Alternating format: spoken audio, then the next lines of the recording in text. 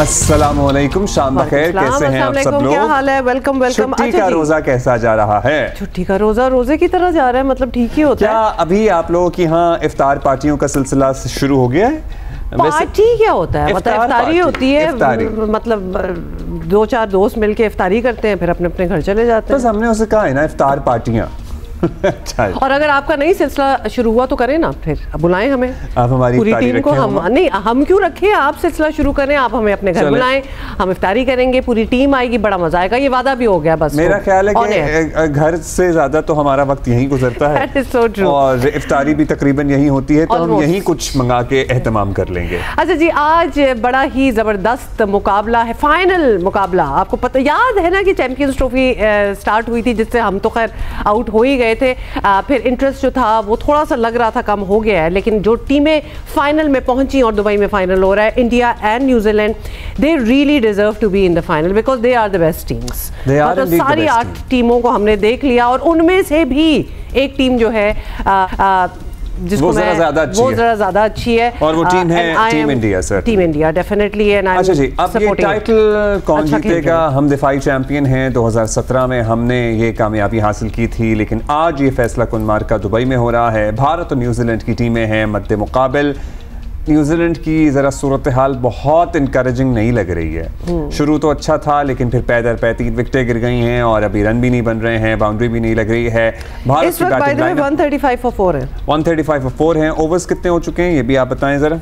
30वां over चल रहा है। लेट्स सी, वैसे तो दुबई के पिच जितने भी मैचेस हुए हैं, लो स्कोरिंग मैचेस ही हुए हैं। स्पिनर्स का पलड़ा भारी रहा है और यहाँ पर भी हम यही देख रहे हैं कि भारत के स्पिनर्स जो हैं उन्होंने ना सिर्फ रन रेट को कंट्रोल किया है, कंटेन किया है, बल्कि विकेटें भी ली हैं। ऑल्दो भारत की बैटिंग लाइनअप में रोहित शर्मा हैं, विराट कोहली हैं, शुभमन गिल हैं, श्रेयस अय्यर हैं, केएल राहुल हैं, तो न्यूजीलैंड के पास भी बहुत सारे लोग हैं। केन विलियमसन हैं, डेरिल मिचन हैं, टॉम लीथम हैं, and so on and so fourth. So basically मुकाबले की टीमें हैं, मुकाबले की टीमें हैं दोनों टीमों में। और चैंपियंस ट्रॉफी में आपको बता दें कि इंडिया अब तक नाकाबिले शिकस्त रही है। They have not lost a single match. इससे पहले भी आपको याद है ना, हारा है और वो भी भारत से हारा है। हाँ, इंडिया से ही हारा है। एंड मतलब दिस इज क्वाइट, अगर आपका इंटरेस्ट अभी तक बरकरार है, जो कि होना चाहिए, because at the end of the day तो क्रिकेट स्पोर्ट पसंद है ना। पाकिस्तान अब बीच में नहीं रहा तो क्या हो सकता है। तो इस मैच से बड़ी एक्सपेक्टेशंस हैं because these are 2 great teams. अच्छा जी, न्यूजीलैंड को क्या अच्छा, आईसी की रिपोर्ट्स के मुताबिक चैंपियंस ट्रॉफी में सबसे ज्यादा सफर जो है ना, एज एन उर्दू वाला सफर, अंग्रेजी वाला नहीं, उर्दू वाला सफर, उर्दू का इधर से उधर सफर गए हैं, जर्नी जो है ना, वो न्यूजीलैंड की टीम ने ही तय किया है, जो बनता है 7048 किलोमीटर। जबकि आपको पता है भारत को तो होम ग्राउंड वाला एडवांटेज हासिल है दुबई में, क्योंकि तो आप मतलब वो बता रहे हैं वो सफर journey because they came from so far and they had to move around so much. They had to move around, Karachi से लाहौर, लाहौर से इधर, उधर दुबई, फिर दुबई से इधर वापस आए, फिर दुबई गए। सो ये वाला सफर। और लेट्स सी क्या होता है। ये अनड्यू एडवांटेज जो इंडिया को हासिल है इस टूर्नामेंट में, इस पे पहले भी बात होती रही है। और वैसे आई don't know how undue it is because it's very orchestrated. पहले भी हमने इस किस्म की चीज़ें जो हैं वो होती हुई देखी हैं। अहमद शहजाद हमारे साथ हैं। क्या हाल है आपका अहमद? और राशिद भाई भी हमारे साथ हैं, Rashid Latif. Good to have you both. Match तो आप लोग देख ही रहे हो। राशिद भाई आप बताएं, और बिल्कुल आप ऐसा करें, हम स्टार्ट ही ये करते हैं, नॉट कि कौन सी टीम बेहतर है एंड ऑल दैट।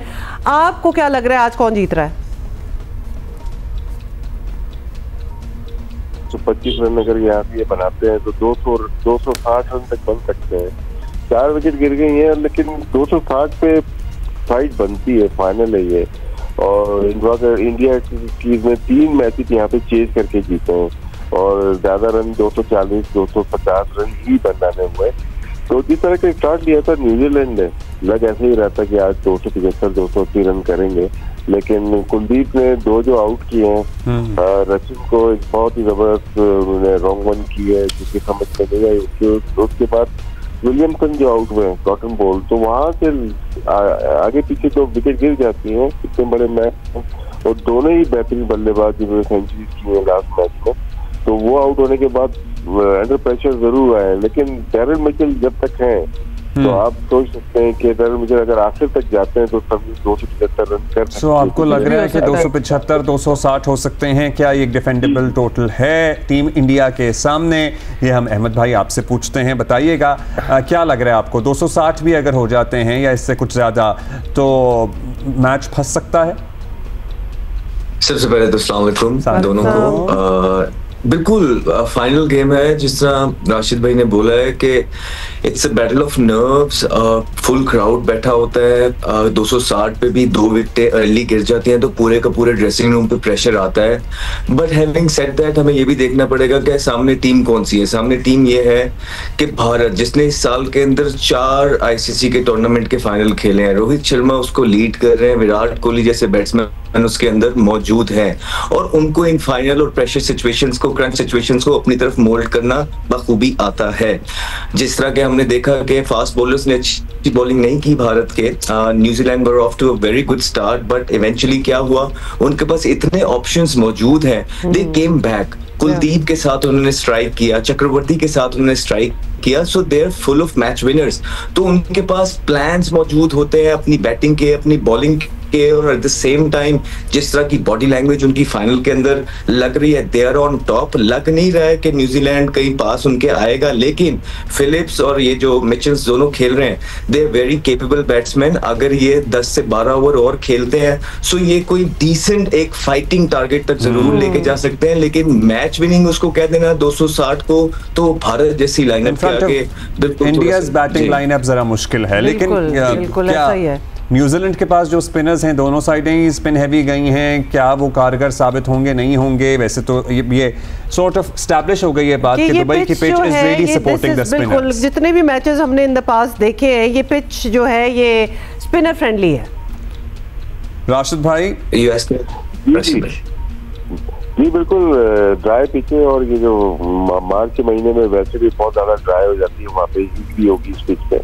तो जब जितनी अच्छी ट्राई कर लें आप इसको पिच बनाने में, लेकिन ट्राई रहेगी यहाँ पे दुबई में, तो जिसकी वजह से नई बॉल तो अच्छी चलेगी, यहाँ पे रन भी बनेंगे, लेकिन जिस तरह से बॉल पुरानी होती जाएगी, स्लो स्कोरिंग का रन रेट भी स्लो होता चला जाएगा, विकेट भी गिरना शुरू होते हैं। और ये हिस्ट्री आपने इन 4 मैचेस में पहले भी देख ली होगी, इसी तरह से होता है। रात में थोड़ा सा मुश्किल हो सकता है, और अगर ज्यादा ब्रेक शुरू हो जाए तो रात में हैंडल करना थोड़ा सा मुश्किल हो जाता है। दैट्स एन इंटरेस्टिंग पॉइंट कि रात में दूसरी बैटिंग की बारी जिसकी आती है, आप कह रहे हैं थोड़ी और मुश्किल हो सकती है। अहमद, आप कुछ कह रहे थे? और जी मुश्किल हो गई इसमें कि अगर ब्रेक होना शुरू हो गई उसमें ट्रबल होती है। जी, ट्रबल हो सकती है। अच्छा, भारत के स्पिनर्स की क्वालिटी अहमद शहजाद भाई बहुत अच्छी है, या फिर ये पिच ही सपोर्ट करती है तो स्पिनर कैसा भी हो उसके लिए आसान हो जाता है? और दूसरे हाफ में आपको लगता है कि इंडिया को मुश्किल हो सकती है? न्यूजीलैंड ने बॉलिंग भी करनी है, तो ये सारी और उनके स्पिनर भी अच्छे हैं, तो नहीं।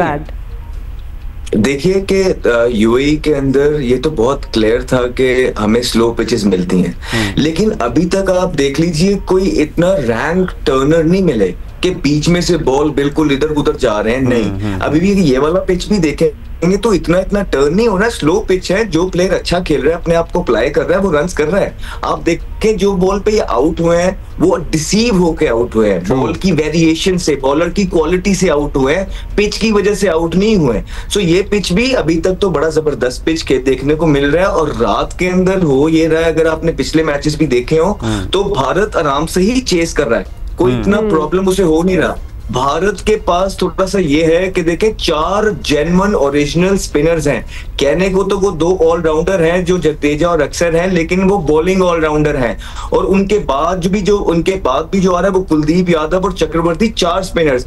और दूसरी तरफ ब्रेसवेल और सेंटनर दोनों बहुत पाए के स्पिनर है, लेकिन 2 हैं। तीसरा फिलिप आ जाएगा जो पार्ट टाइमर हो जाएगा, और भारत के बल्लेबाजों के आगे पार्ट टाइमर कितना इफेक्टिव होता है ये आप लोगों को सबको पता है। सो ऑल इन ऑल अगर देखा जाए तो भारत इस टाइम ऑन टॉप है और बहुत फॉर्मिडेबल पोजीशन के अंदर है इस गेम के अंदर। अच्छा, ये आपको लगता है कि ये पिच के जो हालात हैं वो फास्ट बॉलर को भी मदद कर सकती है? क्योंकि ऑब्वियसली न्यूजीलैंड अपने पेसर्स से शुरू में आउट करने की कोशिश तो करता है और करते भी हैं। जी राशिद भाई। जी, इसमें रात में थोड़ा सा स्विंग मिलती है, और अच्छी जगह से अगर बॉल स्विंग की न्यूजीलैंड के बॉलर हैं, जिमिसन हो जाए और रॉक हो जाए, स्मिथ हो गए, ये अच्छी जगह पे इनको बॉल करनी तो आती है, किस लेंथ पे हमें बॉलिंग करनी है, किस लाइन में करनी है, बस स्विंग मिलने की ज्यादा जरूरत पड़ती है। पहली इनिंग में ज्यादा ग्रिप करती है और सीम होती है, जिस तरह आपने पहले मैचेस में देखा होगा।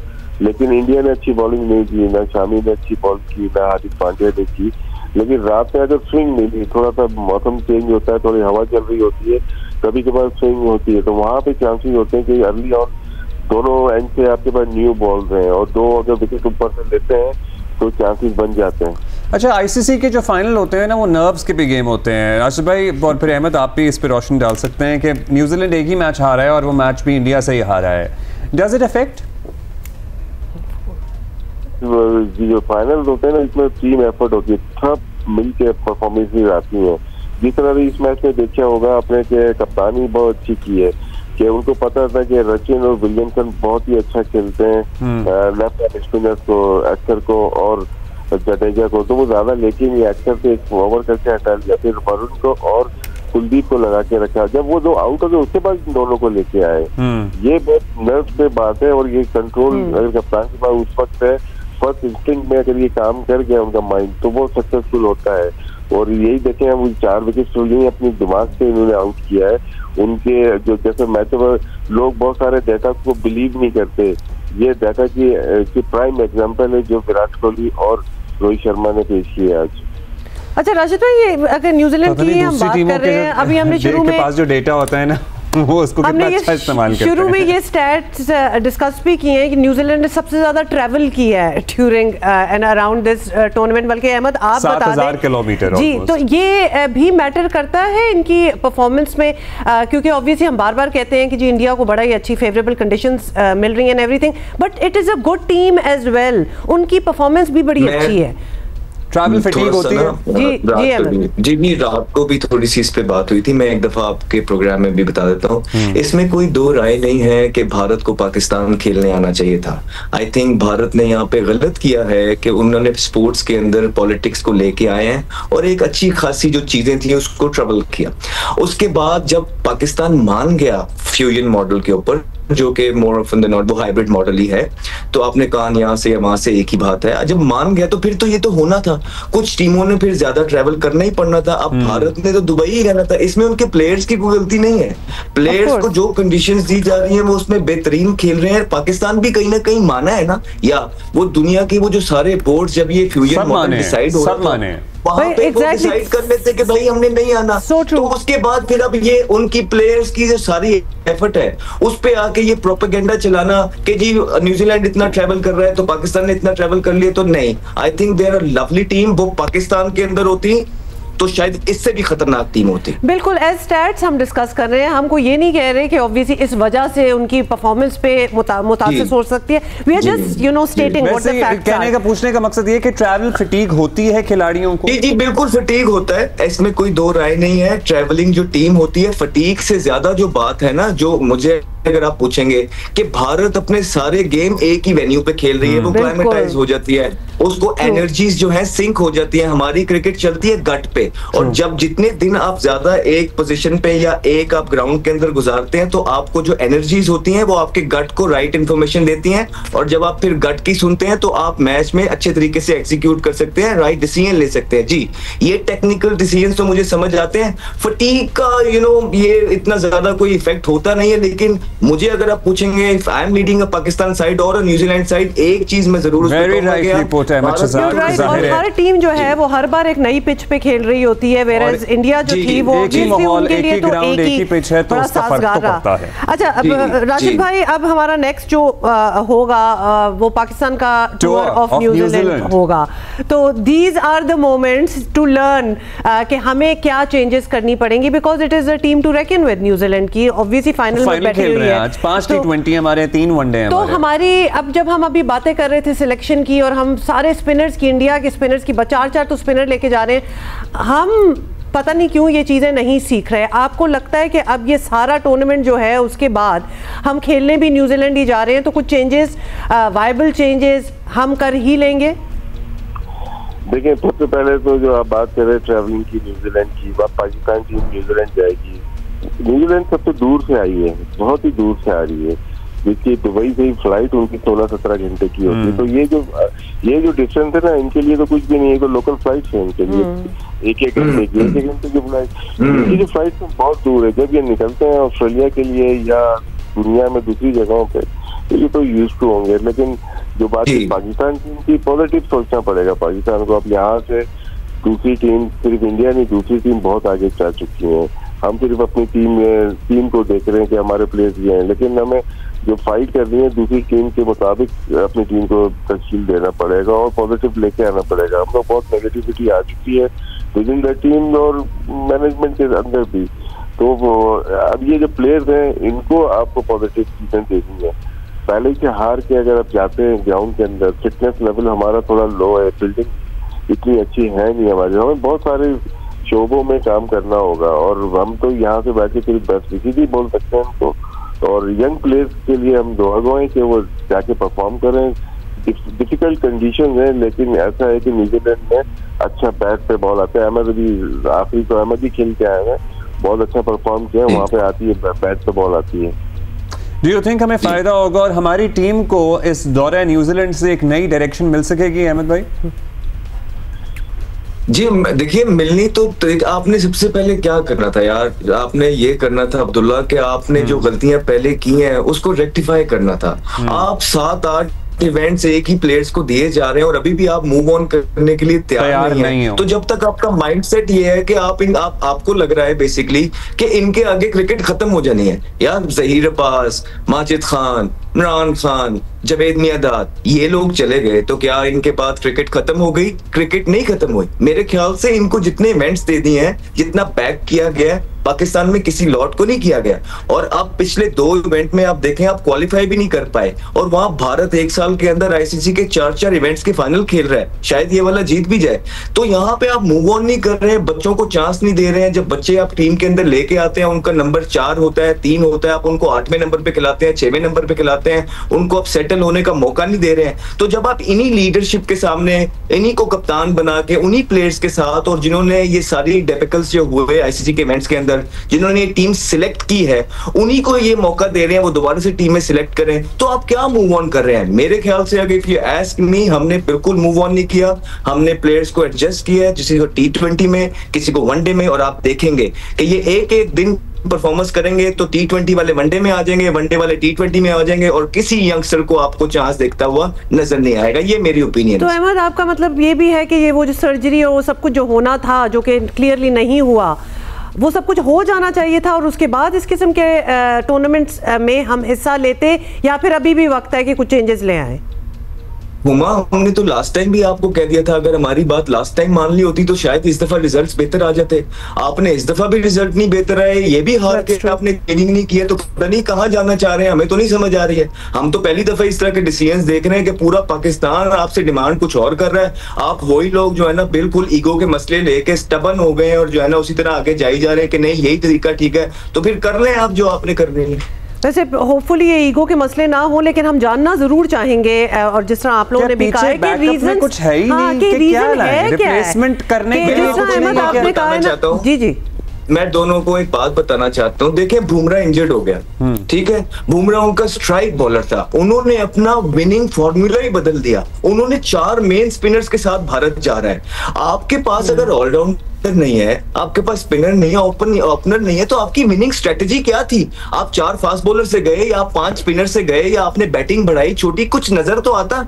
आप नहीं, आप हर जो आप पता क्या करते हैं, आप ये करते हैं कि जी वो भारत ने 2 ऑलराउंडर अनाउंस किए हैं, हमने भी वो लाजमी रखने हैं। अच्छा जी, उनके पास 1 स्पिनर है, हमने भी वो लाजमी करना है। आप दूसरों को देख के अपनी टीम बनाते हैं, बजाय के जो रिसोर्सेज आपके पास मौजूद है इस मुल्क के अंदर, उससे विनिंग स्ट्रेटजी बनाए, विनिंग टीम निकाले और उस तरह जाके खेले ऑपोजिशन को देख के। So basically they have badly failed.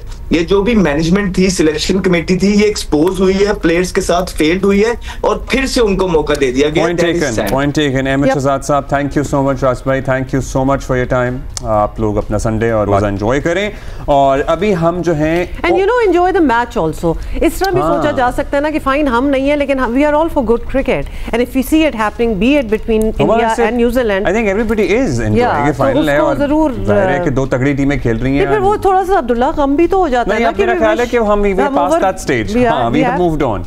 We have moved on, अब काफी दिन हो, क्योंकि हम बिल्कुल ही शुरू में निकल गए थे ना, तो अब उसको भी काफी दिन हो गए। हम कोई सेमीफाइनल में थोड़ी निकले जो अभी तक हम गम में होंगे। हमारे तो अपने मुल्क में मैचेस होते रहे जिसमें पाकिस्तान हिस्सा नहीं था, सो यू नो अब भूल गए, अभी हम आगे बढ़ेंगे। अच्छा भाई, ओवरसीज पाकिस्तानी की बात अब्दुल्ला, वो you were talking about an iftar party, आपने कही थी, तो अब हम इफ्तार पार्टी आपको दिखाते हैं। मैं आपको बता रहा हूँ, ये जो ओवरसीज हमारे बहन भाई है ना, ये एक्चुअल इफ्तार पार्टी करते हैं, क्योंकि जिस एहतमाम से ये दावतें करते हैं ना ईदों और इफ्तारियों की, ये हम लोग नहीं कर सकते, और विदाउट एनी हाउस हेल्प करते हैं। और ये तो खैर आपको हम बहुत ही ओवरसीज कनाडा लेके जा रहे हैं, लेकिन अगर नजदीक दुबई टाइप भी आप चले जाएं तो हो जो इफ्तार और सहूर जो सारी होती हैं, लिटरली लगता है कि आपके अपने बच्चे का वलीमा हो रहा है, because there is so much. ये अपने वतन से दूर होते हैं, लेकिन ये वहाँ माहौल बना देते हैं। और बदर मुनीर, मोर देन इट भाई, मोर देन द माहौल, यहाँ इतना माहौल नहीं होता जितना वहाँ होता है। बदर मुनीर हमारे साथी कनाडा में होते हैं, बता रहे हैं वहाँ क्या एहतमाम होता है इफ्तारी का। ओके, कनाडा में रमज़ानुल मुबारक में रौनकें बढ़ जाती हैं, मस्जिदें नमाजियों से भर जाती हैं, रमज़ान मेले सजते हैं, मुस्लिम बाजार लगते हैं। सहरी और अफ्तारी के वक्त पाकिस्तानी कम्युनिटी मसरूफ़ हो जाती है, अफ्तार पार्टियों का ख़ास एहतमाम होता है, होटल्स में, रेस्टोरेंट्स में, बैंक्वेट हॉल्स में और घरों में ख़ास पार्टियाँ मनाई जाती हैं, सजाई जाती हैं। हर घर जो है वो अफ्तारी के वक्त मिनी पाकिस्तान का मंजर पेश करता है। समोसे, पकौड़े और अनवा अक़साम के खाने जो हैं वो मेज़ पर सज जाते हैं। मेन्यू तो हमारे टाइप का ही है, तो बिल्कुल हमने एक मिनी पाकिस्तान टोरंटो में बनाया हुआ है, लेकिन वो सर्विंग्स बहुत बड़ी बड़ी हैं, बिकॉज ज़्यादा लोग बुलाए होंगे या भूख ज़्यादा लगी होगी, वी डोंट नो, लेकिन बिल्कुल हमारे जैसा ही माहौल लग रहा था, है ना। तो बाकी हमारी टीम जो है वो यही होता है कि किचन का जो आइलैंड होता है उसके ऊपर ये लगा देते हैं बुफे, और फिर यूजुअली बाहर के घरों में यही होता है कि उसी आइलैंड पे होता है, तो लिहाजा वो किचन को साफ रखना भी बहुत जरूरी होता है, क्योंकि वही आपकी सर्विंग प्लेस भी होती है और वहीं खाना वगैरह सब कुछ भी लगा होता है। आई लाइक दिस, तो मजे की चीजें लग रही थी। अच्छा जी, ब्रेक लेते हैं, उसके बाद आते हैं।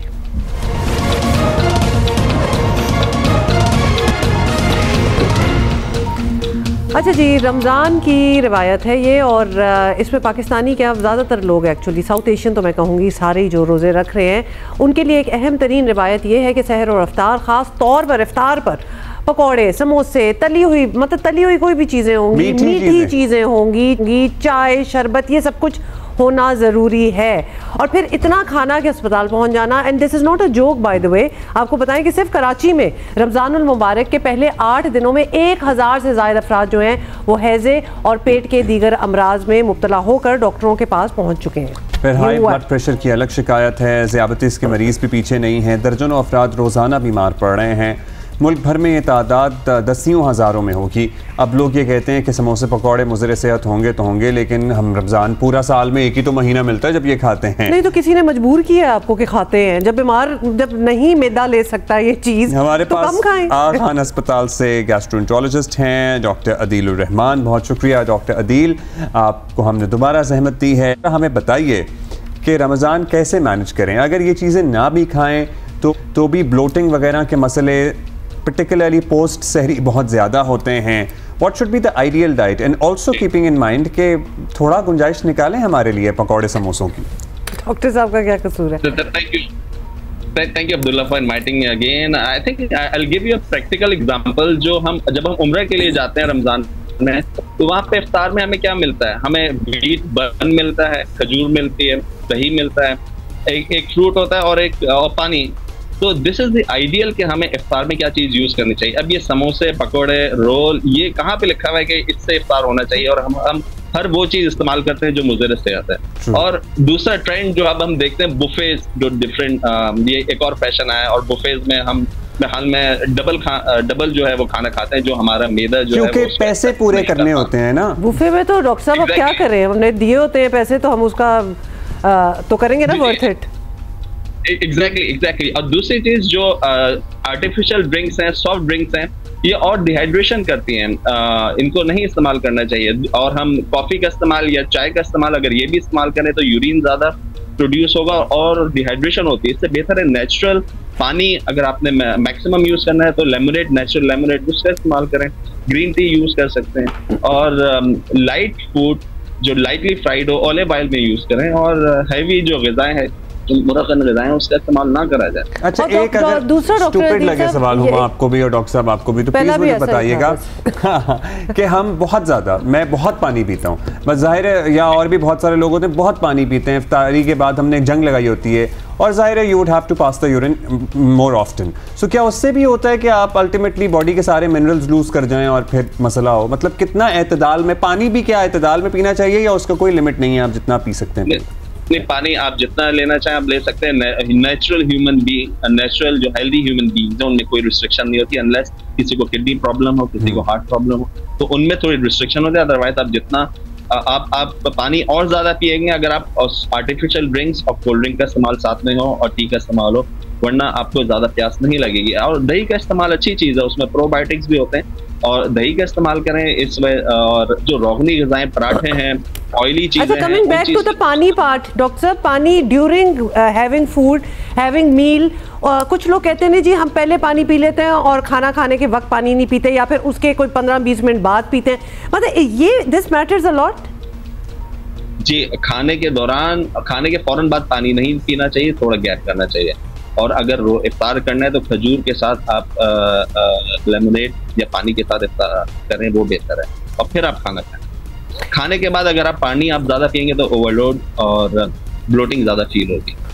खाने के दौरान अगर आप पानी पिएंगे तो ब्लोटिंग वगैरह फौरन बाद भी, फौरन बाद खाने आप पहले इस्तेमाल करने बेहतर है। नहीं तो फिर मेरी बात सुने, हमारी ग़िज़ा है अनाज जिसमें हमने चावल खाने हैं या रोटी खानी है, तो हम वो कब खाएं? आपने कहा हम दही खा लें और इफ्तारी तो बोरिंग सी आपने बता दी हमें, उसके बाद हम वो खाना खाएं, कितनी देर बाद खाना खाएं? या हम सहरी पे अगर पराठे भी नहीं खा रहे तो डॉक्टर साहब हम रोज़ा कैसे रखेंगे? नहीं, हम रोज़ा क्यों रख रहे हैं अगर पराठा भी नहीं मिल रहा? नहीं, रोज़ा कैसे रखेंगे?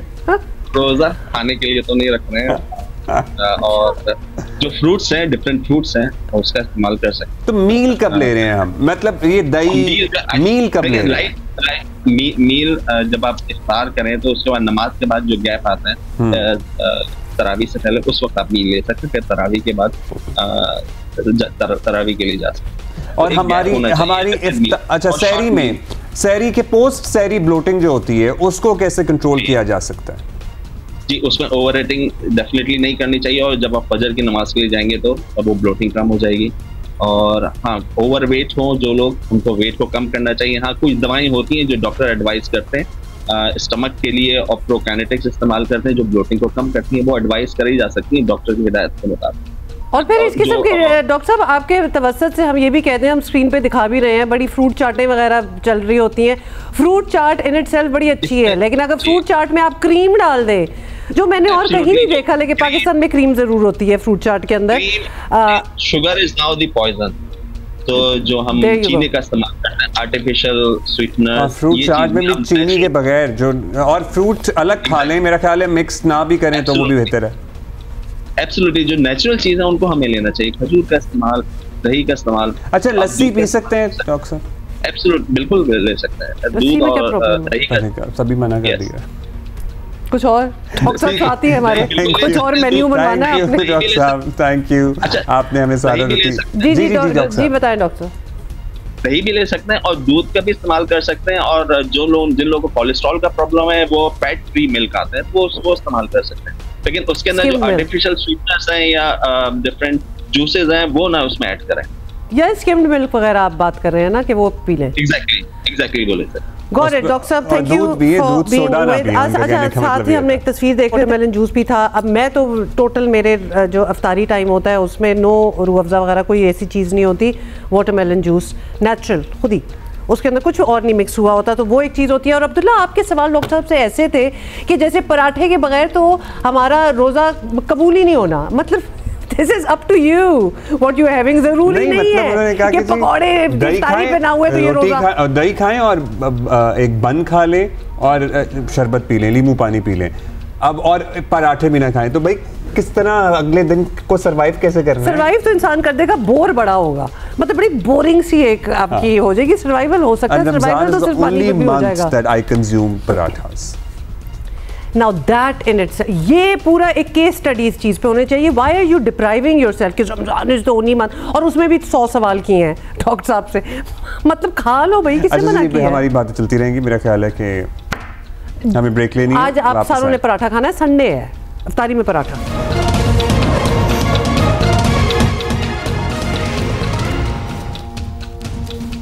वेलकम बैक जी, वेलकम बैक। अच्छा जी, दुनिया में हाईवेज पर ट्रैफिक हादसात की सबसे बड़ी वजह ओवर स्पीडिंग को माना जाता है। पाकिस्तान में भी ऐसा ही है। हाईवे पुलिस के मुताबिक साल 2024 में ओवर स्पीडिंग और लापरवाही से गाड़ी चलाने के बायस मुल्क की तमाम मोटरवेज और हाईवेज पर होने वाले हादसात में 500 के करीब अफराद की जान गई है। और पता है क्या, जब कर रहे होते हैं और एट टाइम्स आप नहीं चाह रहे होते हैं, आप किसी दोस्त के साथ ट्रैवल कर रहे होते हैं, आप किसी और के साथ होते हैं, जैसे नहीं ये तो कोई बड़ी बात ही नहीं है, हम आराम से 150 पे गाड़ी चला लेंगे, कसूर भी नहीं होता बीच में, आप ऐसे ही बैठे नहीं होता। आप, मैं कहता हूँ, गाड़ी में बैठने से पहले ये बातें तय कर लें। हाँ, ये seriously, if you are going on a long drive, you are going on the motorways, तो ये पहले ही डिसाइड हो जाए कि ओवर स्पीडिंग नहीं होनी। भाई आप ओवर स्पीडिंग, आपने आप ग्रुप ऑफ फ्रेंड्स हैं, क्योंकि यू नो ये लाओबाली जो नौजवान होते हैं ना, उनको बहुत शौक है, तो अगले मान भी जाते हैं, क्योंकि जो ड्राइवर होता है उसको समझ भी आ जाती है। तो इसमें कोई बुराई नहीं है कि अगर ये पहले बात हो जाए। तो 500 जी आपने बताया है कि करीब अफराद की जान गई है ट्रैफिक हादसात में और 700 से ज़ायद ज़ख्मी भी हुए हैं। और इसका हल एक बड़े क्रैकडाउन की सूरत जो है उसमें निकाला गया है, जो आज कल जारी है। 2000 से 10,000 रुपये तक जुर्माने भी हो रहे हैं। और इसी वजह से, by the way, over speeding की वजह से ये उनके लिए है जो हद रफ्तार जो है वो 120 से 145 तक जाते हैं। अच्छा, 120 को भी बड़ा लाइटली लिया जाता है ऑन द मोटरवेज के, ये मैंने सुना है अक्सर लोगों को कहते हुए 120 तो है और 135 तक माफ़ कर देते हैं, यानी जब तक हमें कोई जुर्माना नहीं होगा हम उसको आगे खिसकाते रहेंगे। 150 किलोमीटर फी घंटा से ऊपर गाड़ी चलाने वालों के खिलाफ मुकदमात भी कायम किए जा रहे हैं, FIR हो रही हैं और गिरफ्तारियां भी हो रही हैं। और इस हद तक सख्ती पर एक तरफ तो ये समझा जा रहा है कि अब सड़क को रेस ट्रैक समझने वाले तेज रफ्तार ड्राइवर कंट्रोल में रहेंगे। दूसरी तरफ ये भी है कि जी FIR होंगी तो अब हमें रिकॉर्ड याफ्ता मुजरिम बना दिया जाएगा। अच्छा, ये बात जरा कर लेते हैं ना। DIG motorways police Syed Farid Ali हमारे साथ हैं। आपसे sir thank you very much for joining us. सबसे पहले तो ये पूछना चाहते हैं कि मोटरवेज पर तेज़ रफ्तारी पर चालान और जुर्माने तो पहले भी होते थे, अब इतलात है कि मुकदमात और गिरफ्तारियां तक हो रही हैं, तो क्या कवानीन में कोई तब्दीली आ गई है जिस पे आप ये गिरफ्तारियां वगैरह कर सकते हैं, केस बना सकते हैं? अचानक क्यों हो रहा है ऐसा है सब कुछ? कानून हमारा कोई नहीं चेंज हुआ, लेकिन चूंकि ज़्यादा तेज़ रफ्तारी से इंसानी जान को ज़्यादा ख़तरा होता है तो हमने इसकी इन्फोर्समेंट ज़्यादा की है।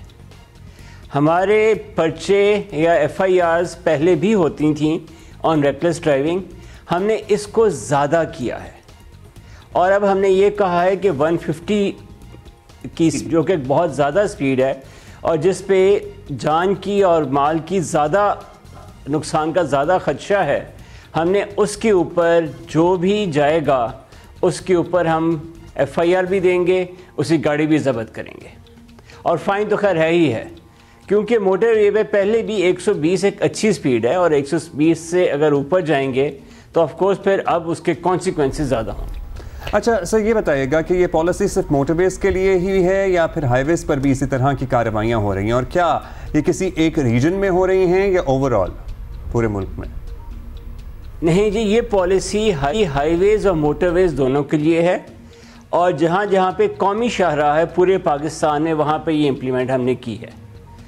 इसमें हाईवेज के ऊपर चूँकि 150 की स्पीड पे जाना मुश्किल है, क्योंकि स्पीड वगैरह बहुत, वहाँ पे ट्रैफिक बहुत ज़्यादा है और मुख्तलिफ़ किस्म की ट्रैफिक है, इसलिए हो सकता है आपको वहाँ पे इस किस्म की एक्टिविटी नज़र ना आए, लेकिन हाईवेज पे भी अगर कोई 150 पे जाएगा तो उसके ऊपर FIR भी होगी और उसकी गाड़ी भी ज़ब्त होगी। अच्छा, अब ये भी बताइएगा कि इसमें ऑब्वियसली कोई शक नहीं है कि तेज़ रफ्तारी हादसात की बुनियादी वजह होती है, लेकिन इस पर सज़ा तो पहले ही है, जुर्माना होता ही था, मुकदमात और गिरफ्तारियां करके ड्राइवर को रिकॉर्ड याफ्ता मुजरिम बना देना, अब्दुल्ला जो आप भी पूछ रहे थे, तो ये ज़रा ओवरकिल नहीं है, ज़रा ज़्यादा नहीं हो गया? जुर्माने बिल्कुल होते हैं और जुर्माने काफ़ी ज़्यादा भी हैं। पिछले 2-3 साल पहले हमने इसकी शरह भी बढ़ाई कि जुर्माना जो पहले 750 था वो हमने 2500 पे लेकर गए, लेकिन जो हमारा मुशाहिदा है वो ये है कि इससे लोगों को इतना एहसास नहीं हुआ कि वो तेज़ रफ्तारी ना करें। मैं आपको कुछ मिसालें देता हूँ कि हमने 1-1 लाख तक भी जुर्माना किया है, लेकिन जिन पे जुर्माना किया वो उसी तरह उसी स्पीड पे आगे निकल गए। जबकि जब हम FIR की बात करते हैं और जब हम गाड़ी की ज़ब्त करने की बात करते हैं तो हम पूरा क्रिमिनल जस्टिस सिस्टम उसके अंदर लेकर आते हैं, यानी कि FIR होगी, वो जो ड्राइवर है उसके ख़िलाफ़ एक्शन होगा और गाड़ी भी ज़ब्त होगी और उसको इस पूरे प्रोसेस में काफ़ी एक हैसल होगी कि अपनी गाड़ी को दोबारा कोर्ट के थ्रू छुड़वाए, अपने आप का कोर्ट में दिफा करे FIR के ऊपर। इस तरह हमारे ख्याल में डिटरेंस ज़्यादा होगी और ये ज़्यादा एक मैसेज जाएगा कि अब तेज़ रफ्तारी जो है उसके कॉन्सिक्वेंसेस बहुत इंटरेस्टिंग पॉइंट आपने हमसे शेयर किया है। बहुत अच्छा पॉइंट आपका ये है, क्योंकि जो 5, 6, 7, 10 हज़ार ओवर स्पीडिंग दे सकता है और उसको जिसको पता हो कि ओवर स्पीड करूंगा तो ये मेरा जुर्माना होगा, वो दे सकता है, वो दोबारा करेगा। तो ये इनकी बात बिल्कुल सही थी, बिकॉज उनको एक सड़क मिल रही है जहाँ वो स्पीडें कर सकते हैं अपनी जो भी गाड़ियाँ उनके पास हैं। सो एंड दे से कि चलो जितना भी है ये हमने कैप रखा हुआ है 50,000 तक की आज हम कर लेंगे over speeding. People actually can and they do that, तो इसलिए सजाएं होना ज़्यादा है कि पूरा केस। एक ब्रेक लेते हैं, this is going to be a headline break, कुछ देर में वापस आ रहे हैं।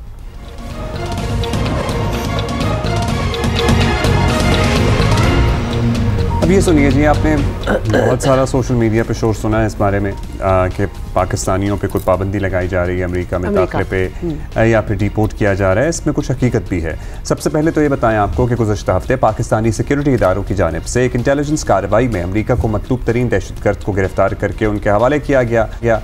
तो अमरीकी सदर डोनाल्ड ट्रंप ने भी शुक्रिया अदा किया, वो ना रह सके पाकिस्तान को मेंशन किए बगैर। जवाब में पाकिस्तान के वज़ीर आज़म ने भी उनसे इज़हार तशक्कुर किया। राना सनाउल्लाह ने भी इस बाहमी ताउन को गैर मामूली करार दिया। ये पहली मरतबा है कि प्रेसिडेंट ट्रंप ने जो है वो डू मोर कहने की बजाय उन्होंने जो है वो अप्रिशिएट किया है और एक ऐसे मौके के ऊपर किया है जो कि मौका उनके मुल्क के हवाले से एक बड़ी अहमियत का हामिल वो अजलास था, जिसमें उन्होंने ख़िताब करते हुए जो है वो हमारी एजेंसीज़ के रोल को एक्नॉलेज किया है, तारीफ़ की है, पाकिस्तान की गवर्नमेंट का जो उन्होंने शुक्रिया अदा किया है। तो इससे जो है वो ओवरऑल जो है ना सिर्फ एक तलाक़ात में सर्दमेरी जो कि बिल्कुल थी वो भी ख़त्म होगी।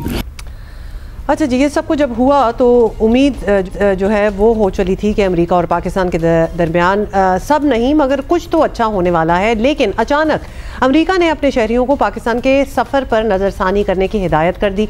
अमेरिका ने पाकिस्तान सफ़र करने वाले अपने शहरियों के लिए जारी एडवाइजरी में कहा कि अमरीकी शहरी जो हैं वो खैबर पख्तूनख्वा और बलूचिस्तान के सफ़र से गुरेज करें और पाकिस्तान में शहरियों, फ़ौज और पुलिस को अंधाधुंध हमलों का निशाना बनाया जा चुका है। पाकिस्तान में बिला इजाज़त एहतजाज की इजाज़त नहीं है। एहतजाज के करीब पाए जाने पर तफ्तीश का सामना जो है वो भी हो सकता है। अमेरिका की जानिब से पहले US एड के फंड्स जो हैं वो बिल्कुल फ्रीज किए गए और अब खैबर पख्तूनख्वा और बलूचिस्तान में फलाही तंजीमों से ताल्लुक़ रखने वाले अमरीकी शहरी भी नहीं जाएंगे। तो उन इलाकों में आप अंदाज़ा करें फलाही काम भी बिल्कुल ही ख़त्म हो जाएगा। मतलब ये लग रहा है। दूसरी तरफ खबर रसा इदारे और रॉयटर्स ने दावा किया है कि सलामती के खदशात के पेश नज़र ट्रंप इंतज़ामिया जल्द ही अफगानिस्तान और पाकिस्तान के शहरियों के अमरीका में दाखिले पर पाबंदी आयद कर सकती है।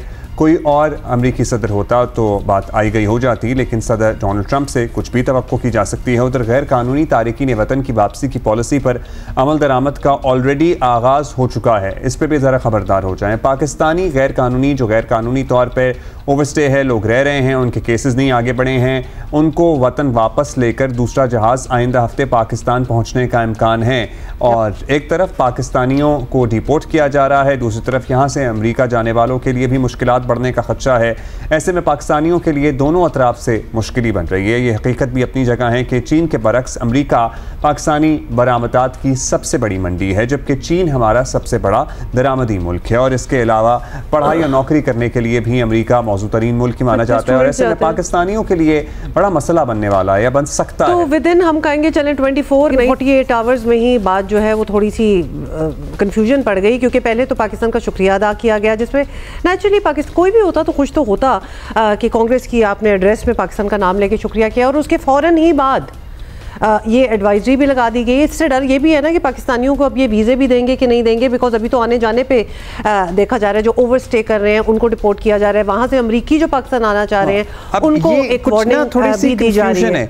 देखिए वार्निंग जो हालात हैं उसमें वार्निंग तो आती है, लेकिन एट द सेम टाइम जो गैर कानूनी जब आती है ना अब्दुल्ला तो बहुत बुरे हालात होते हैं। जो हुमा बलोचिस्तान और खैबर पख्तूनख्वा में हालात इतने अच्छे भी नहीं हैं, और दूसरा ये है कि जो गैर कानूनी रह रहे हैं वो तो अब बाकी मुल्क भी भेज रहे हैं, बाकी मुल्क वालों को भी भेज रहे हैं। सो इंडिया वालों के तो आपको पता है अमेरिका में अक्सर फिर लीनियंसी भी लोग समझते थे हो जाती है और काफी अरसा आप रह सकते हैं, आपका पेपर वर्क भी चल रहा हो, लेकिन अब कुछ ऐसा नहीं है। ये जो लाइन है ना कि अमेरिका जाने पे पाबंदी है, दाखिले पे पाबंदी है, अगर वैलिड वीजा है तो उसको हम किस तरह अखज़ करें, ये जरा कंफ्यूजन है, ये जरा है कंफ्यूजन। बैरिस्टर अकील मलिक हमारे साथ हैं, वज़ीर मुमलिकत कानून और इंसाफ हैं। बैरिस्टर साहब सबसे पहले तो आपको वजारत मुबारक हो। अब ये बता दें कि अमेरिका ने अपने शहरियों के लिए जो पाकिस्तान में सफ़र से मुतालिक जो एडवाइजरी जारी की है, आप इसमें जो बताई वजूहात से मुत्तफ़िक हैं? क्योंकि अभी हम बिल्कुल यही बात कर रहे थे, ये क्या इतने भी बुरे हालात हैं कि उनको ये एडवाइजरी दी जाए?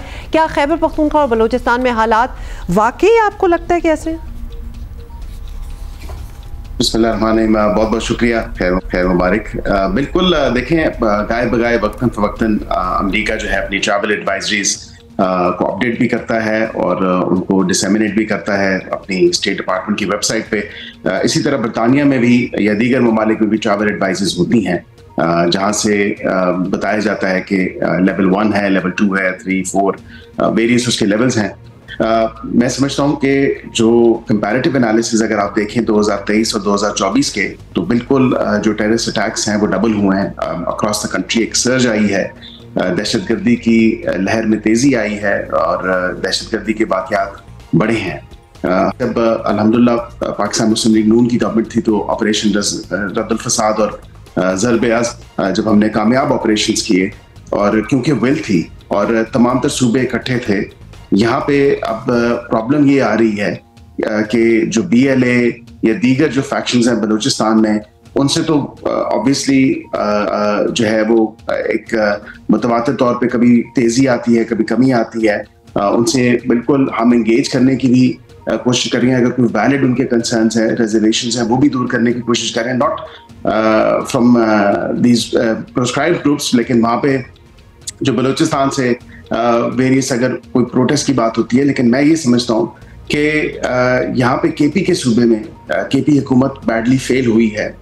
इंतहाई शर्मनाक बात है कि सूबे की क़यादत और सूबे के कानून नाफिज करने वाले इदारे, बिलखसूस अगर CTD की बात की जाए तो 590 बिलियन रुपीस जो है वो नेशनल एक्शन प्लान के नाम पे जो है वो पैसे लिए गए, लेकिन ना तो उसको बेहतरी की तरफ लेके जाया गया, नहीं उसमें कोई जो है उनकी कैपेसिटी बिल्डिंग की गई या उसमें कोई बेहतरी लाई गई।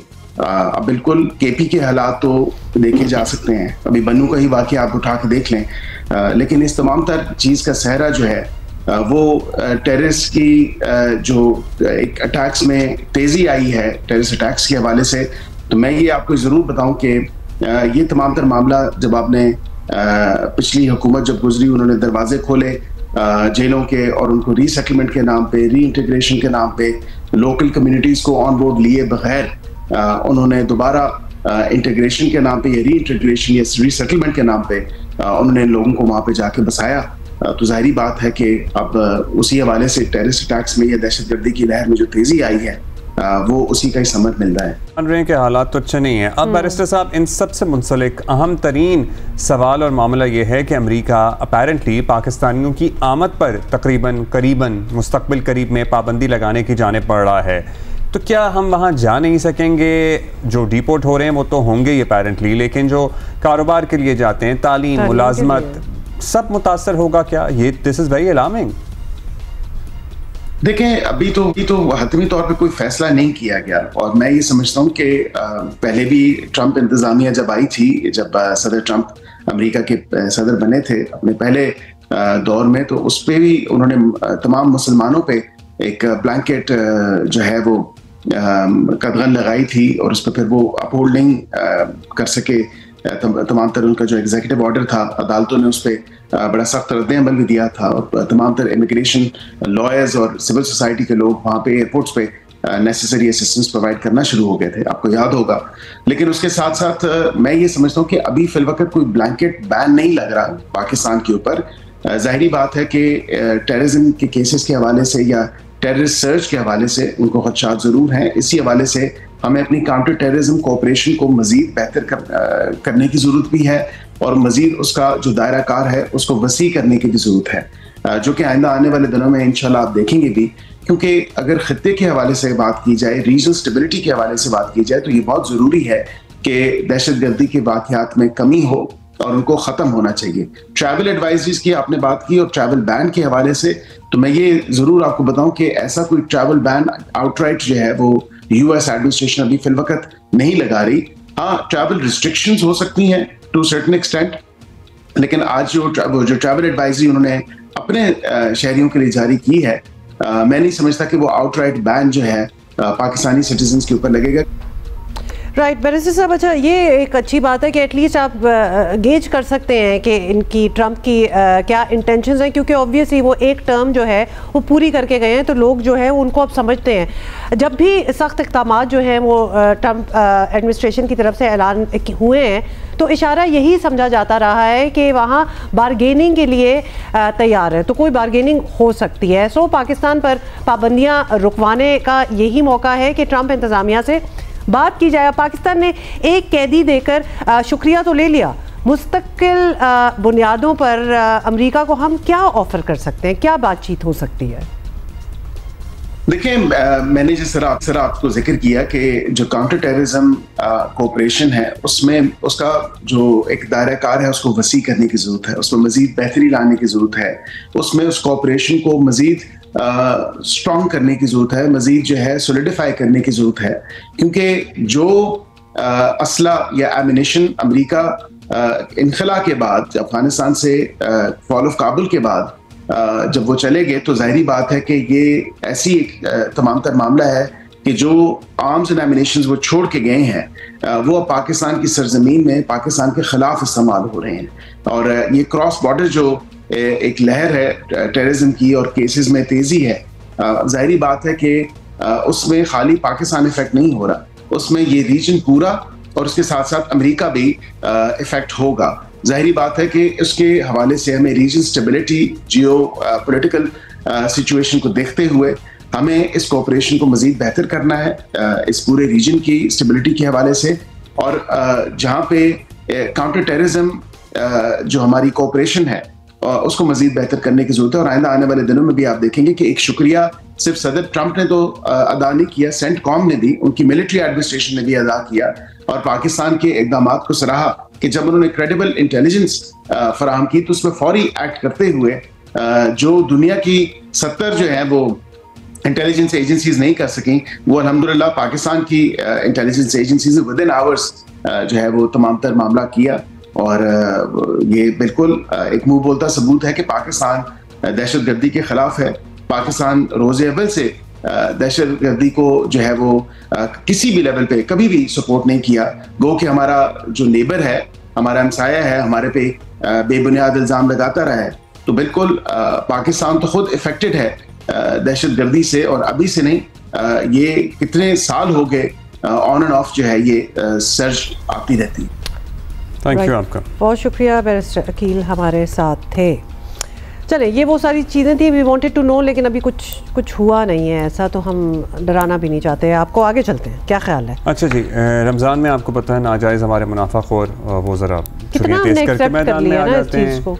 रोज़ों शुरू होने से पहले ही फल और चीनी, पर्टिकुलरली चीनी की कीमत नहीं कम हो पा रही, और मुर्गी याद है ना, उस पर हमने बात भी की थी। वफाकी और सूबाई शहरी हुकूमतों ने ये दावा तो कर रहे हैं कि इस बार नाजायज़ मुनाफाखोरी नहीं होगी, लेकिन शहरी परेशान हैं और शहरी कह रहे हैं कि भाई हमसे तो कुछ अफोर्ड नहीं हो। अच्छा, इस सारी सूरत हाल पे वज़ीर आज़म का बाय द वे क्या कहना था, वो भी एक दफ़ा सुन लेते हैं।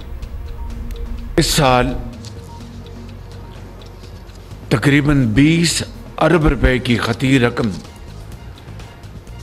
इस पैकेज के लिए मुख्तस की गई है, जिसके ज़रिए 40 लाख ख़ानदान यानी 2 करोड़ से ज़ायद अफराद मुस्तफ़ीद होंगे। इसका फैलाव पूरा पाकिस्तान होगा। तमाम सूबे, गिलगित बल्तिस्तान, आज़ाद जम्मू और कश्मीर, तमाम इन इलाक़ों में मुस्तहिक़ अफराद के लिए ये रकूम डिजिटल निज़ाम के ज़रिए तकसीम की जाएंगी। There you have it. लेकिन ग्राउंड रियलिटीज़ तो आपको पता ना कि हमारे कॉरेस्पॉन्डेंट्स, हमारे रिपोर्टर्स हर जगह फैले हुए हैं and they are the only ones who can tell us. और एक्चुअली हम मानते भी उन्हीं को हैं क्योंकि उनको पता है कि क्या हो रहा है। इस्लामाबाद चलेंगे, मरियम नवाज़ हमारे साथ हैं और वो हमें बता रही हैं कि इस्लामाबाद में क्या चीज़ किस भाव मिल रही है। जी, इस्लामाबाद में सरकारी रेट जो लगाए गए हैं वो उन बाज़ारों तक तो ज़रूर फॉलो हो रहे हैं जो बाज़ार रमज़ान सस्ते बाज़ार के तौर पर लगाए गए हैं, लेकिन आम मार्केट में जो दुकानदार हैं वो अपनी मनमानी कीमतें वसूल कर रहे हैं अशिया खुर्दनोश की। इस वक्त मैं इस्लामाबाद के एक जो रमज़ान बाज़ार है उसमें मौजूद हूँ और यहाँ पर जो सब्जियों और फलों की कीमतें हैं वो सरकारी निर्ख है जिन पर कंट्रोल रखा जा रहा है, लेकिन क्वालिटी के ऊपर जो है वो कुछ फ़र्क ज़रूर है, लेकिन आम मार्केट के मुकाबले में रेट खासे कम है। अभी इस वक्त जो रमज़ान बाज़ार में टमाटर का रेट है वो 45 रुपये फ़ी किलो है। इस तरह जो प्याज जो पिछले हफ्ते 75 रुपये फ़ी किलो इस सस्ते बाज़ार में फ़रोख्त हो रहा था, आज उसकी कीमत 60 रुपये फ़ी किलो है। इसी तरह आलू की कीमत भी कम हुई है, आलू 50 रुपये फ़ी किलो पर आया है, लेकिन आम मार्केट में यही रेट दुगने हैं। जैसे कि मिसाल के तौर पर आलू की कीमत जो है वो आम मार्केट में 90 से 100 रुपये फ़ी किलो है, टमाटर की कीमत भी वहाँ पर 90 से 100 ही रुपये फ़ी किलो है, जो कि दुगनी है सस्ते बाज़ार के मुकाबले में। इसी तरह से जो मुर्गी रमज़ान से पहले जो मुर्गी का रेट था वो 500 रुपये फ़ी किलो भी था मुर्गी के गोश्त का, लेकिन अब जो है रमज़ानुल करीम में उसका रेट आम मार्केट के अंदर जो है वो 800 रुपये फ़ी किलो के हिसाब से भी है। और इसके अलावा जो यहाँ पर सस्ते बाज़ार के अंदर जिंदा मुर्गी है उसका रेट 460 से 480 रुपये फ़ी किलो लगाया गया है। जहाँ तक ये सवाल है कि हुक्काम कंट्रोल कर पाए रमज़ान की रिवायती जो एक महंगाई होती है वो या नहीं, उसका जवाब ये है कि सस्ते बाज़ार में बिल्कुल कंट्रोल कर पाए हैं। यहाँ पर जो मजिस्ट्रेट हैं, एसीज़ हैं, वो हमें बार बार जो है वो दौरे करते भी नज़र आते हैं, तो यहाँ पर कीमतों का फ़र्क ज़रूर है, लेकिन आम मार्केट में कोई पूछने वाला नहीं है। मैं तब से देखना चाह रही थी क्या जगह लग रही थी आपको, देखें जल्दी से बताएं इस्लामाबाद में। I've not lived in Islamabad, you have, so you would know. How boring. You need to live everywhere, you know.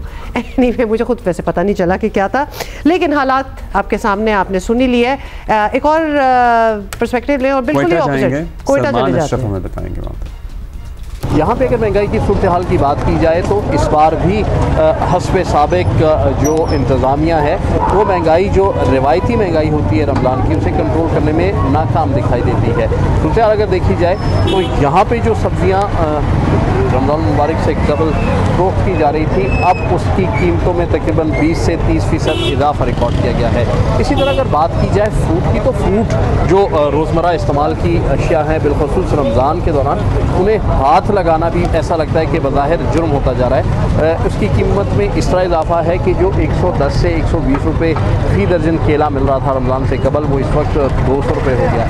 100 रुपये किलो वाला अमरूद इस टाइम 200 रुपये हो गया है। 200 रुपये किलो फ़रोख्त होने वाला सेब 3 से 350 रुपये फ़ी किलो में फ़रोख्त हो रहा है। तो इस तमाम सूरत हाल के हवाले से अगर देखा जाए तो बज़ाहिर मार्केट सर्विस के मुताबिक अभी जो रिवायती महंगाई है उस पर कंट्रोल नहीं किया जा सका। हाँ बिल्कुल, चीज़ों की महंगी है ये बता दी है सलमान ने हमें, लेकिन साथ ही साथ सब्जियों में मैंने देख भी लिया है कि मैं क्या खा रही हूँ। आई वॉज कन्फ्यूज, बट मेरा माइंड मेकअप हो गया।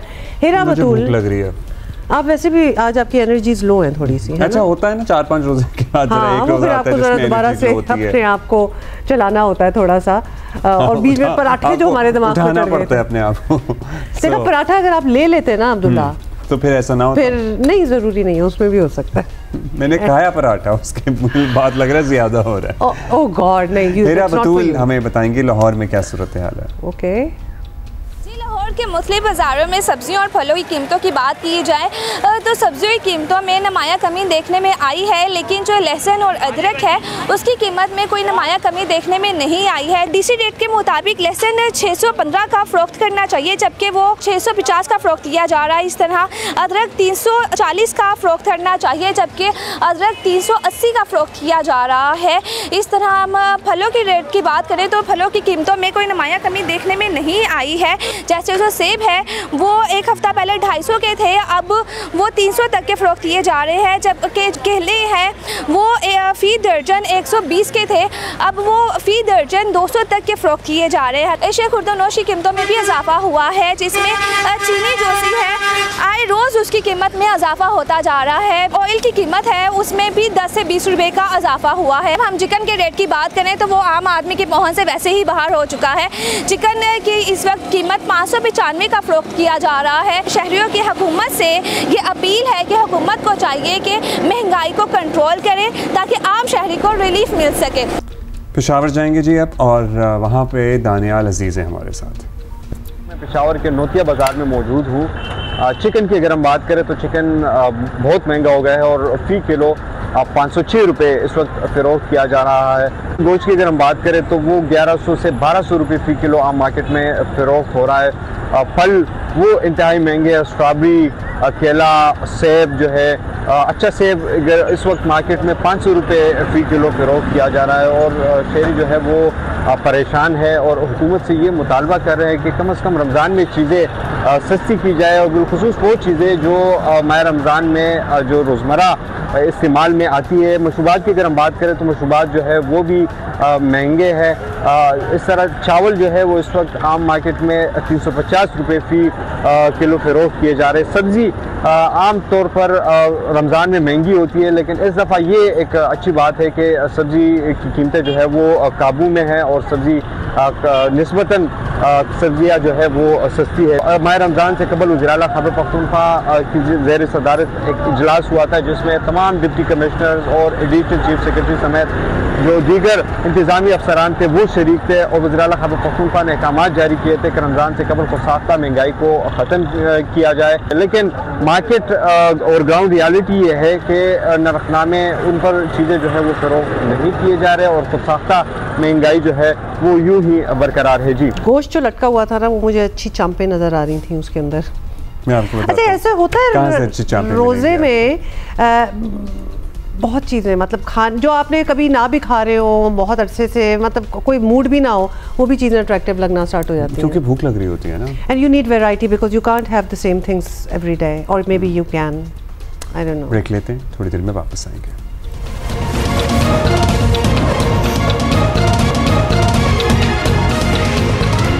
Welcome back. आपको बताएं कि पाकिस्तान और IMF के दरमियान पहले मरहले के मुज़ाकरात मुकम्मल हो गए और कल से पॉलिसी सतह के बाज़ाब्ता मुज़ाकरात का आगाज़ होगा। और अब तक हुकूमत की जो हिकमत अमली नज़र आ रही है वो यही है कि तनख्वाहदार तबके पर टैक्स नहीं बढ़ाएंगे, थैंक गॉड फॉर दैट।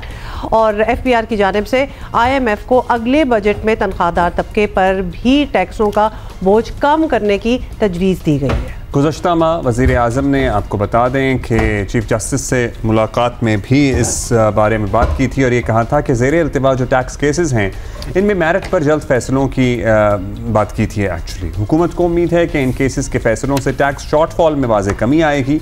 इसके अलावा हुकूमत ने बिजली की कीमत पर आयद सेल्स टैक्स में कमी की तजवीज़ भी रखी है। लेकिन दूसरी तरफ IMF को आइंदा 5 साल के लिए 2 अरब 2 रुपये और 83 पैसे फ़ी यूनिट पावर सरचार्जेस की तजवीज़ भी दी गई है ताकि बिजली के शोबे के गर्दिशी कर्ज़ों के एक हिस्से की अदायगी के लिए 12 खरब रुपए जो हैं वो जनरेट किए जा सकें। सो बहुत सारी तजावीज़ भी हैं, कुछ कमी की बात भी हो रही है, लेकिन अच्छा, कुछ इज़ाफ़ात और सवाल भी ऑब्वियसली बहुत से बनते हैं। अशरफ मलकम हमारे साथ हैं, जो नुमाइंदा जियो न्यूज़। अशरफ, ये बताइएगा कि पाकिस्तान और IMF के मुज़ाकरात जारी हैं और कल अहम राउंड भी होना है। इतलात हैं कि हुकूमत बिजली की कीमत पर टैक्स में कमी लेकिन एक सरचार्ज लगाने का ऑप्शन ले आई है, तो फिर इसकी वजह क्या है और इससे क्या आवाम को कोई रिलीफ मिलेगा? मतलब इसको एक्सप्लेन करें। ये जो जैसा कि अब तक रिपोर्ट हो चुका है कि एक हफ्ता पहले जो मुज़ाकरात हुए IMF और पाकिस्तानी अथॉरिटीज़ के डिफरेंट डिपार्टमेंट्स के साथ, उनमें सिर्फ डाटा कलेक्शन का काम FBR ने किया, अपनी तरफ से रिस्पॉन्स नहीं दिया गया। तमाम की तमाम जो मालूमात हैं वो जुमे की शाम तक मुख्तलिफ मीटिंग में हासिल कर ली गई थी। उसके बाद अब जो IMF का रिस्पॉन्स आने के मंडे से जो मीटिंग शुरू होंगी जो 14 मार्च तक जारी रहेंगी। जो पाकिस्तान की मुख्तलिफ तजावीज़ पाकिस्तान ने अपने तौर पे तो तैयार की हुई हैं। आप देखिए बेल मंडे चढ़ती है कि नहीं चढ़ती है, तो इम्पोर्टेंट तो चीज़ है इस पर IMF का रद्द अमल क्या होता है। पाकिस्तानी अथॉरिटीज खुश हैं कि 2-3 चीजें हैं, बड़ी अच्छी डेवलपमेंट है पाकिस्तानी हुकूमत के लिहाज से, टैक्स कलेक्शन अथॉरिटीज के लिहाज से। एक तो जो नॉन टैक्स रेवेन्यू है, जो अदर दैन जीएसटी वगैरह या पीआर की टैक्स कलेक्शन इसके अलावा होता है, जिसमें बहुत बड़ा हिस्सा जो पेट्रोलियम डेवलपमेंट लेवी 60 रुपए फी लीटर एक लीटर पे ली जाती है पेट्रोलियम मसनूआत पे, बहुत बड़ा चंक उसका है। लेकिन पहले 6 महीने के जो अदाद-ओ-शुमार है, दिसंबर तक के अदाद-ओ-शुमार मेरे पास दस्तयाब हैं, उनके मुताबिक उनको नॉन टैक्स रेवेन्यू में मजमूई तौर पर 3602 अरब रुपए इकट्ठे हुए हैं। ये एक स्पेस बनती है हुकूमत के पास, ये बड़ी रकम है, जो कि पिछले साल माली साल के दौरान इसी 6 महीने में 1972 अरब रुपए थी। तो लिहाजा एक 1623 अरब रुपए का इजाफा बनता है, कुशन मिला है हुकूमत को, जिसको वो कहीं अगर चाहे अवाम की बेहतरी के लिए, अवाम के फायदे लेके इस्तेमाल कर सकती है। जो अगर पेट्रोलियम डेवलपमेंट लेवी को लें, जो 60 रुपए फी लीटर हर पाकिस्तानी जो इस्तेमाल करता है, पेट्रोल वो यूज करता है, उस पे हुकूमत को एक अभी तक 472 अरब रुपए से ज्यादा के 6 महीने में रुपए इकट्ठे हुए हैं। पिछले साल के मुकाबले में ये 166% ज्यादा है। अब इस पे कई दफा हंसी भी आती है, हुकूमत कहती है कि हम बिजली पे जो बिल है वो कम करेंगे, उसे टैक्स कम कर देंगे। आपने पहले ही जो 166% ज्यादा इकट्ठा किया है पेट्रोलियम लेवी पे टैक्स लगा के, उसी को कुछ कर लें, पेट्रोल सस्ता कर लें और अब इसके बाद इन्फोर्समेंट करें, सारा कुछ हल हो जाएगा। आपका हल तो नहीं होगा, उसमें कमी हो जाएगी। हुकूमत को एक और कुदरती जो कुशन मिला है, एक बड़ा जो फायदा रिलीफ जो पाकिस्तान को दिया जा सकता है अवाम को, वो है कि हमारा जो इंटरेस्ट रेट 22% से कम हुआ है, वो 12% पे आ गया, 10 पॉइंट्स की इसमें कमी हुई है। उसके मुताबिक पाकिस्तान को जो बजट में सूद की रकम की अदायगियां होनी थी, वो 3000 अरब रुपए से ज्यादा थी जी, उनमें तकरीबन 1300 अरब रुपए की बचत होगी। ये 3 मेजर पोर्शन है हुकूमत को बचत होगी। अब इस पे IMF के सामने कैसे लेके जाते हैं 605 रुपए ये सब कुछ तो आपने डिटेल दी और obviously thank you for that, लेकिन इससे आवाम को यानी हमें क्या फर्क पड़ेगा? और खासतौर पे चले बिजली के बिलों का भी बता दें कि उन पे क्या फर्क पड़ेगा। मैं उधर ही आ रहा हूँ। हुकूमत ने एक प्रोग्राम तो बनाया है, लेकिन ये एक क्वेश्चन है जिसको लेके वो IMF के पास जा रहे हैं कि हमारे पास एक्स्ट्रा पैसे आए हैं या हमारी बचत हुई है, लिहाजा हम इनको बिजली के बिलों में कमी के लिए एडजस्ट करना चाहते हैं। IMF का अभी तक इस पे रद्द अमल नहीं आया, क्योंकि जो FBR का टैक्स कलेक्शन है वो 602 अरब रुपए काम है। IMF हमारी इतला के मुताबिक खासा मुश्किल होगा हुकूमत पाकिस्तान के लिए IMF को राजी करना कि बिजली के बिलों में कमी करो, क्योंकि IMF का एक ही मुतालबा है कि हमेशा अपने लाइन लॉसेस इंप्रूव करो, आप टैक्स जो बिजली के बिलों की रिकवरी है वो बेहतर करो। वो तो आपसे होती नहीं, बहुत वो तो नहीं हो पा रहा ना। बिजली चोरी भी उसी तरह हो रही है, लाइन लॉसेस भी उसी तरह है, गर्दिश कर्जे भी उसी तरह है।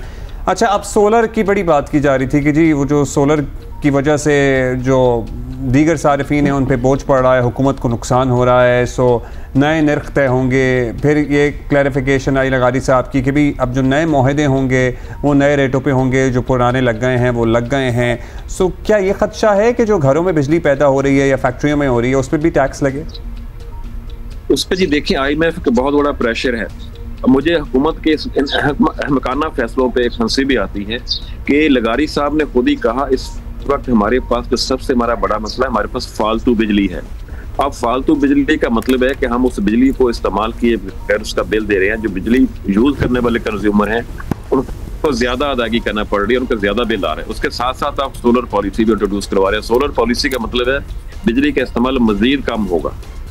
एक तरफ वजीर साहब कह रहे हैं हमारा मसला ज्यादा बिजली है, फालतू बिजली है हमारा मसला, लेकिन सूबे तो हमारे धड़ाधड़ सोलर तमाम सूबे सोलर को प्रमोट कर रहे हैं। ये एक और बेवकूफाना फैसला है, एक और अहमकाना फैसला। अगर सोलर को खत्म कर सारे कंज्यूमर को आप ले जाए बिजली पे जो नेशनल ग्रिड से आती है, हमारे ओवरऑल कैपेसिटी पेमेंट कम हो जाएगी, हमारे बिजली के अखराजात कम हो जाएंगे, जिसका अल्टीमेटली रिजल्ट ये होगा कि हम बिजली के बिल कम हो जाएंगे, बिजली सस्ती हो जाएगी। लेकिन उधर हुकूमत नहीं जा रही, क्योंकि जो पाकिस्तान की एक अपर क्लास है वो ही सोलर यूज कर रही है, गरीब आदमी तो नहीं कर रहा। सोलर तो हम इनकरेज कर रहे हैं, सोलर को हमें डिस्करेज करना चाहिए। ये तो बिल्कुल ही अगेंस्ट पॉलिसी हो जाएगा अशरफ। हम तो पिंग पोंग की तरह इधर उधर पहले सोलर करते रहे, पहले अफोर्ड नहीं हो रही थी बिजली, सारी दुनिया सोलर की तरफ चली गई। तो अब ये कहा जा रहा है जी सोलर को तो इनकरेज ही नहीं करना चाहिए। सोलर को इनकरेज ऐसे नहीं करना चाहिए, हमारे पास फालतू बिजली पड़ी है। फालतू बिजली का नुकसान जब बिजली के पैसे कंज्यूमर को देने पड़ रहे हैं, उस बिजली को बगैर इस्तेमाल किए कंज्यूमर उसके बिल में उसका बिल बढ़ता जाता है। अगर हमें वो जो फालतू बिजली इस्तेमाल हो जाएगी ज्यादा, तो अब ये मुआहदे आम आदमी ने तो किए नहीं। एक तो सोलर से जो बिजली पैदा हो रही है जाहिर है वो सेफ भी है एनवायरमेंटल माहौल के लिए। कह रहे हैं आपके एक्स्ट्रा पड़ी हुई है वो महंगी बिजली है बेसिकली। बिल्कुल महंगी से हट के वो कैपेसिटी पेमेंट हम इस्तेमाल करें ना करें, हमने उसके पैसे देने हैं। जो हुकूमत बड़ा क्रेडिट ले रही है, हमने कैपेसिटी पेमेंट के मुआहदे खत्म कर दिए, वो तो ऑटोमेटिक खत्म होने वाला है 1.5-2 साल में। अगर नए सी पैक के देखें तो चाइनीज के लिए अगले 30 साल के लिए अवाम के गले में फंदा डला है। असल मसला हमारी वो बिजली है जो 30 साल हमने कैपेसिटी पेमेंट करनी है। मैं हैरान होता हूँ हमारे पॉलिसी साधों पे। बिल्कुल अशरफ, हम भी हैरान ही हो रहे हैं। बट दैट्स एक आखिरी चीज जी, sorry Ashraf, that's all the time we have today for you. लेकिन कितनी वैसे अनफेयर चीज़ें हो जाती हैं ये कि पहले किधर किस डायरेक्शन में लगाया गया, अब जो बिजली पड़ी हुई है, जो एक्स्ट्रा बिजली पड़ी हुई है, दैट इज़ एक्सपेंसिव, ब्रेक के बाद डिस्ट्रीब्यूट कर दे।